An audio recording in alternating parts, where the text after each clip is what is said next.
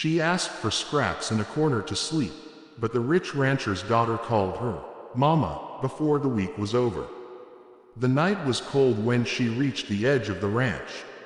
Her shoes were worn thin, her clothes torn by the long journey, and her eyes carried the weight of countless days without rest. She had no pride left to defend, no riches to hide behind, only the strength that comes from surviving storms no one else has seen. When she saw the lights of the rich rancher's house in the distance, she whispered a prayer that maybe, just maybe, mercy still lived in the hearts of strangers.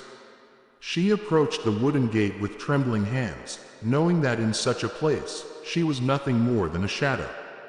The workers who saw her paused, wary, but something in her eyes silenced their suspicions. She did not come to take, she came only to ask. With a voice cracked by thirst and hunger, she begged for scraps of food, for a corner in the barn where the wind would not bite so cruelly. She asked for less than what any human deserves, but it was all she could imagine anyone would give. The rancher's household was no stranger to wanderers. Many passed by, drawn to the promise of work or a moment of rest.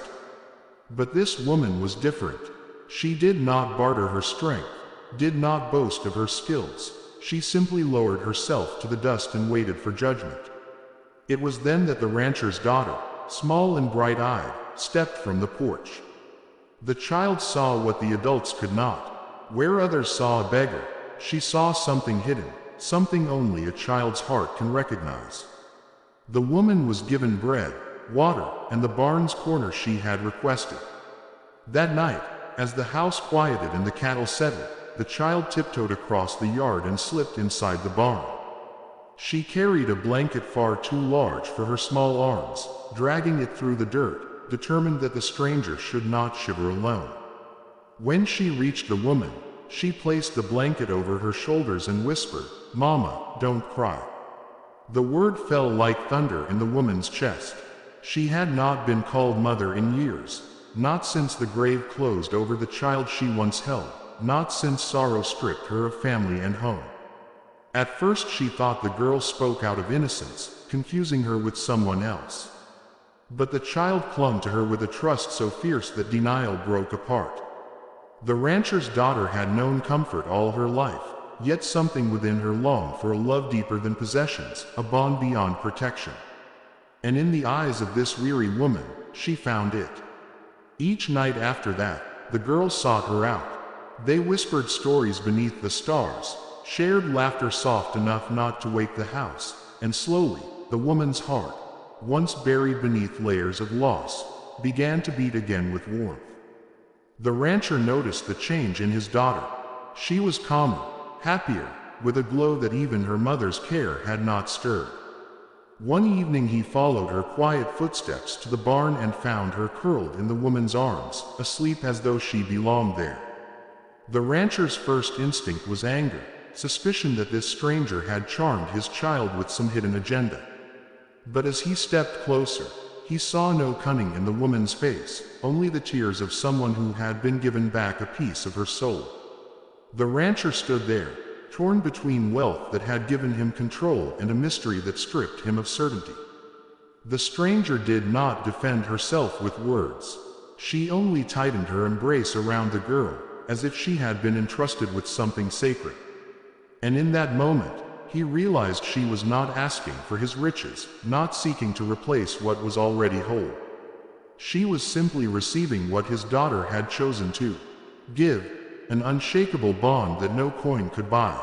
Days turned into weeks, and the woman remained at the ranch.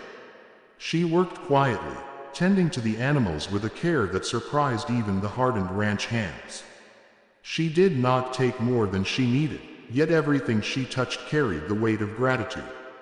The child's attachment deepened, her laughter echoing across the fields, her small hands always reaching for the woman she now called Mama, without hesitation. What had begun as charity transformed into something the rancher could not explain, a force that tied them together with invisible threads. The townsfolk whispered, some with admiration, others with scorn.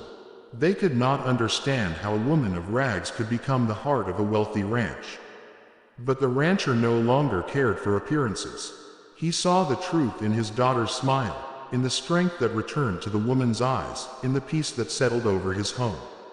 Sometimes miracles do not come with trumpets or thunder. They come quietly, in the form of a broken stranger who asks only for scraps and ends up filling an emptiness no one else could see. The woman never forgot the night she had arrived, empty and alone, with nothing but the courage to ask for a corner to sleep.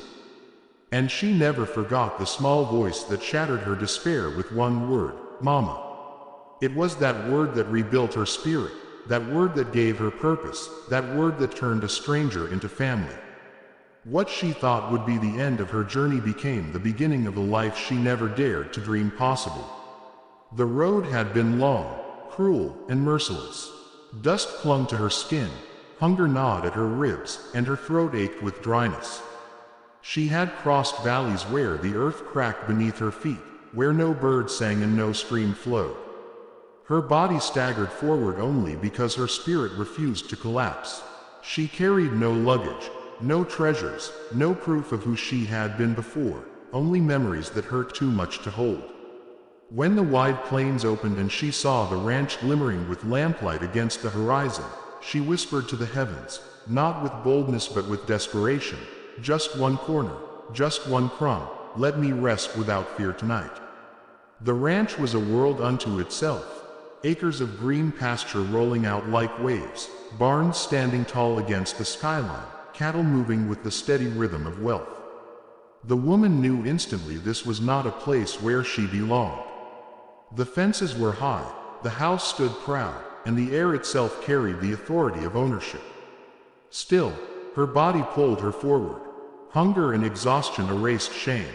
She touched the wooden gate as though it might burn her, then pushed it open, its creak echoing into the night like a trespass.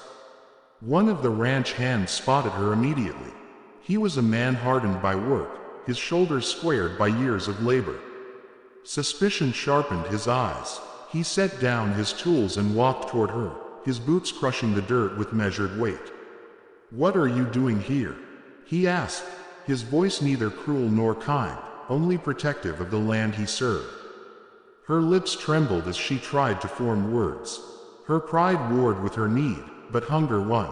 "Please," she said, her voice raw, "I don't want to steal, I don't want to trouble you. Just a piece of bread, a corner in the barn where I can close my eyes. That is all." The worker studied her, trying to decide whether she spoke the truth or concealed deceit. Before he could respond, the porch light flared, and footsteps followed. The rancher himself stepped out, a tall man with presence carved from authority and the weight of land ownership. He had seen many wanderers in his life, some honest, some thieves hiding behind brokenness. He looked at her not as a man looks at another soul, but as a protector of his estate. She lowered her gaze, her entire body bowed in humility. "I will not stay if you do not wish it," she whispered. "Just give me scraps. I will go." Before the rancher could reply, a small voice pierced the silence. "Papa, who is she?" The rancher's daughter had appeared at the door, her nightdress fluttering in the breeze, her eyes wide with innocence unclouded by suspicion. She looked at the stranger not with caution but with curiosity, as though her heart recognized something the world had trained adults to ignore. "She is nobody," the rancher said firmly. "Go back inside." But the child did not move. She walked closer, her small feet padding across the wooden steps until she stood at the edge of the porch. Her gaze locked onto the woman's face, reading it as only children can, beyond dirt, beyond weariness, straight into the soul. "She looks sad," the girl said softly. "She looks like she needs us." The rancher hesitated. He wanted to refuse, to protect his daughter from attachments that could only end in disappointment. Yet there was a strange silence in the night, as though even the wind waited for his decision. Against his instinct, he nodded toward the barn. "Give her food," he ordered one of the servants. "She can sleep there tonight. Only tonight." The woman's knees weakened from relief. She bowed her head and followed, receiving bread so plain yet so precious it tasted like a feast. When she lay down on the straw, her eyes burned with tears she had sworn never to shed again. She was safe, at least for this night. But safety has its own weight. As she drifted toward sleep, she felt a tug at her blanket. Startled, she turned, and there stood the rancher's daughter, clutching a heavy quilt too large for her tiny arms.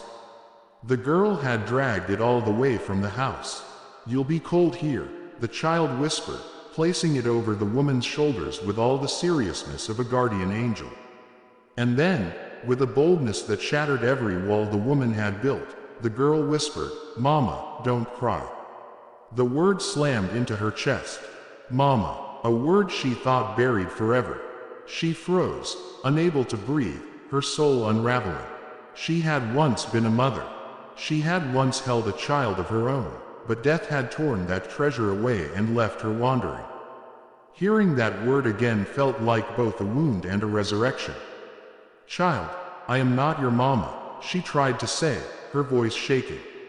But the girl only curled into her arms, resting as though she belonged there. The woman's tears fell silently, not out of despair but out of a strange, terrifying hope that she dared not claim. The following days unfolded with quiet transformation. The woman, though frail, began to help around the ranch.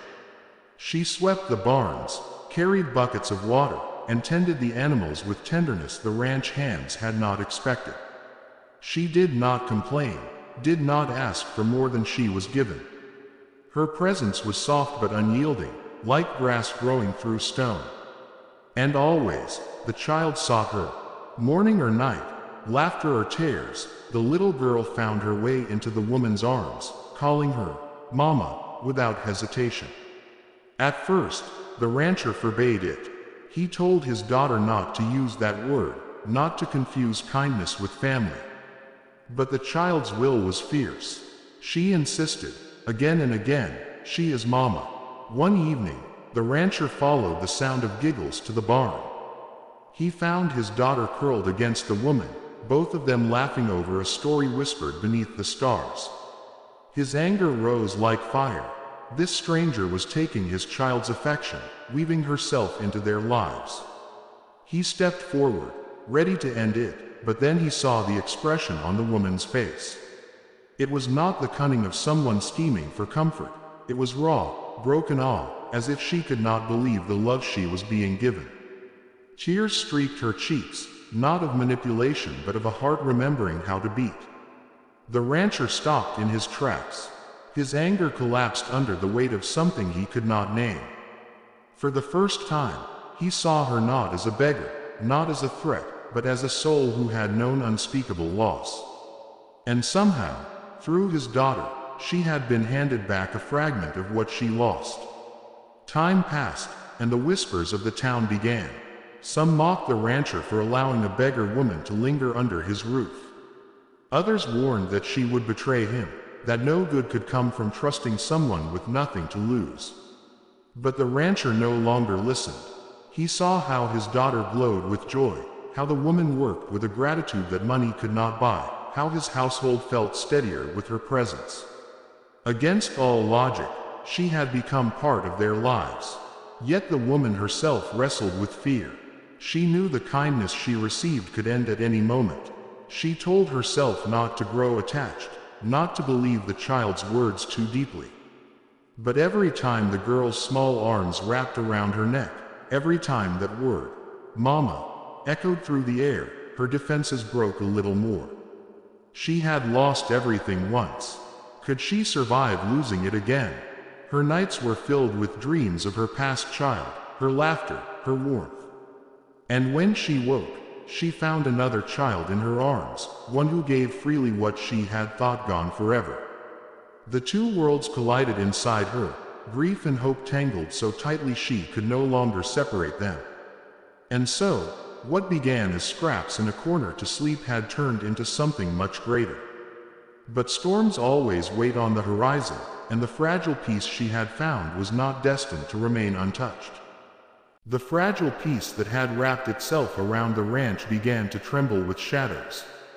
Whispers carried by the wind reached ears that longed to poison. Some of the ranch hands grumbled that the woman's presence was a danger, that her past was unknown, that she might bring shame or trouble. Neighbors passing by sneered at the sight of her working the fences as though she belonged there.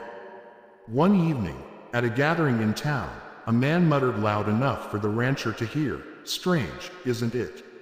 A man of wealth letting a beggar woman nest in his barns, while his own daughter clings to her like blood." The rancher clenched his fists but said nothing. He had once been a man who valued reputation above all else, but the nights he had spent watching his daughter laugh freely again weighed more heavily than gossip. Yet the words planted seeds of doubt in him, dangerous seeds that pressed against his pride. That night, as he watched the woman brush the girl's hair by the fire, he wondered, was he risking too much by allowing her to stay? The woman felt the change in the air. She sensed eyes upon her, judgment circling her like vultures. But she also felt the strength of the child's grip whenever she whispered, "Mama," as though the word itself was a shield. That bond could not be severed by whispers, but it could be tested. And soon, it would be. One stormy afternoon, riders came from the neighboring county, lawmen with sharp eyes and questions sharper still. They had heard rumors of a stranger working at the ranch, a woman with no name tied to her past. The rancher greeted them with caution, offering them food and drink, but their words cut through the air like steel. "We're looking for a woman who left behind debts," one of them said. "A woman who disappeared after her husband's death. We've been told she wandered this way." The rancher's jaw tightened. He looked toward the barn, where the woman worked quietly, unaware of the storm about to break over her head. He had two choices: to protect her or expose her. His pride told him to cut ties, to keep his household clean of scandal. But his daughter's laughter echoed in his memory, and it struck him that the lawman spoke not of a thief or a criminal, but of a woman crushed by sorrow, chased by shadows she never saw. He stood tall, his voice firm. "There are many wanderers in these parts. You'll find no troublemaker here." The lawman exchanged glances, dissatisfied but unwilling to challenge the rancher on his own land. They left with warnings that they would return.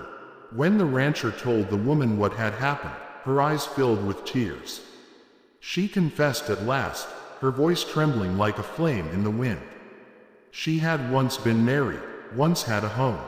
But poverty, sickness, and grief had swallowed her life whole. When her child died, she fled, not because she was guilty of crime, but because sorrow left her unable to stand where memories suffocated her. Debts remained unpaid, not out of malice but out of desperation. She had carried shame like chains, believing herself unworthy of mercy. The rancher listened in silence, his heart torn. He had built his life on discipline, on clear lines of right and wrong. But standing before him was not a thief. It was a broken mother who had lost everything. His daughter clung to her skirt, whispering, "Mama, don't leave." In that moment, the rancher realized he could no longer measure her by debts or whispers. She was measured now by the love his daughter could not live without. Still, storms do not vanish with one decision. The town grew restless, and tongues wagged sharper than knives. One evening, while the woman carried buckets from the well, two neighbors cornered her. Their words were venomous. "You don't belong here," one hissed. "This isn't your home, and that child isn't yours." Their cruelty struck her harder than any blow. She dropped the buckets and fled into the barn, collapsing against the hay, trembling as the past and present collided in her heart. But it was there, in her lowest moment, that the child found her.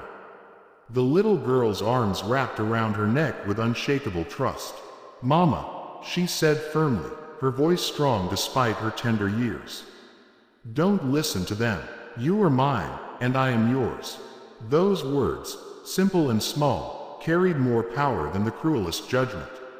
They stitched together the torn edges of the woman's soul. The rancher entered the barn moments later, drawn by the sound of his daughter's voice. He saw them locked together, mother and child not by blood but by something greater. And suddenly he knew. Family was not forged only by bloodlines or names. Family was forged by love that refuses to let go. The days turned into weeks, and the woman's place in the ranch solidified, not by permission but by undeniable truth. She worked beside the ranch hands, proving her strength. She cooked with the servants, her laughter softening the kitchen. And every night, she tucked the rancher's daughter into bed, whispering stories until sleep carried her away. The word, "Mama," echoed through the halls like a blessing, reshaping the house into a home. The rancher, once hesitant, began to see her not as a burden but as a gift. She had carried sorrow into their lives, yes, but she had also carried healing. He realized that his daughter's happiness, her peace, was bound to this woman's presence. And slowly, against the weight of pride, against the whispers of neighbors, he accepted it. But acceptance is never simple. One evening, the rancher sat alone on the porch, staring into the distance.